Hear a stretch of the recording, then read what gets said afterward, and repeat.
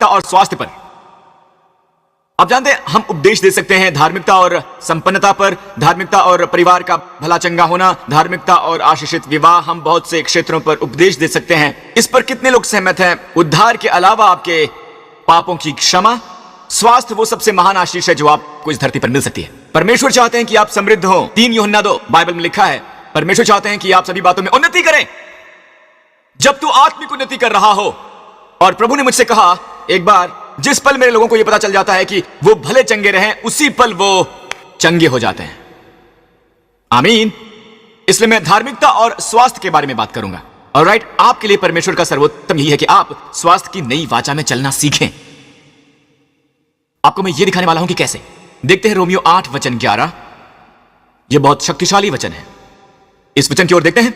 यदि उसी का आत्मा जिसने यीशु को मरे हुए में से जिलाया तुम में बसा हुआ है, तो जिसने मसीह को मरे हुए में से जिलाया वो तुम्हारी देहों को भी अपने आत्मा के नश्वर द्वारा जो तुम में बसा हुआ है जिलाएगा।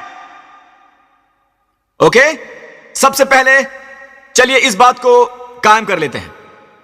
यह जीवन दिया गया है हमारी नश्वर देहों को। नश्वर क्या है? वो देह जो हमें भविष्य में मिलेगी वो है नश्वर।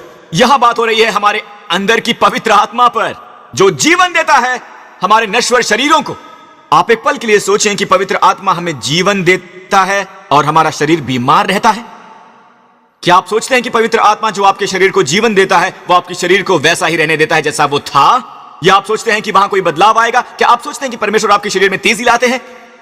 चलो भी, अब आप में से कुछ हमेशा थके हुए होते हैं, आप में से कुछ हमेशा पता है कुछ लोग बोझिल हुआ सा महसूस करते हैं, आप में से कुछ हमेशा बीमार सा महसूस करते हैं। ये परमेश्वर की मंशा नहीं है। यह संदेश आपको आजाद कर देगा। आमीन। इसके बारे में मैं आपको बताऊंगा। एक दिन मैं दौड़ रहा था, मैं जॉगिंग कर रहा था और मैंने इस पर ध्यान लगाया रोमियो 8:11 पर, और परमेश्वर ने यह पूरा वचन मेरे लिए खोल दिया। आमीन। आपको पता है यह वचन इतना अर्थपूर्ण है, कितना पूरी तरह से भरा हुआ है ट्रायून परमेश्वर से। ट्रायून परमेश्वर का जिक्र हुआ है 2 बार एक ही वचन में। मैं आपको दिखाऊंगा, ओके? आप समझे इसे। यदि उसी का आत्मा जिसने मसीह को मरे हुए में से जिलाया है, आप देखिए ट्रायून परमेश्वर, उसी का आत्मा जिसने मसीह को जिलाया, पवित्र आत्मा पिता का जिसने मसीह यानी पुत्र को जिलाया। आप देखते हैं पवित्र आत्मा, पिता और पुत्र। क्या आपने देखा? बस पहली ही बार आप देखेंगे ट्रायोन परमेश्वर। ऑलराइट, ट्रायोन परमेश्वर शामिल हैं यीशु को मुर्दों में से जिलाने के लिए। तुम में बसा हुआ है, तो जिसने मसीह को मरे हुए में से जिलाया वो तुम्हारी नश्वर देहों को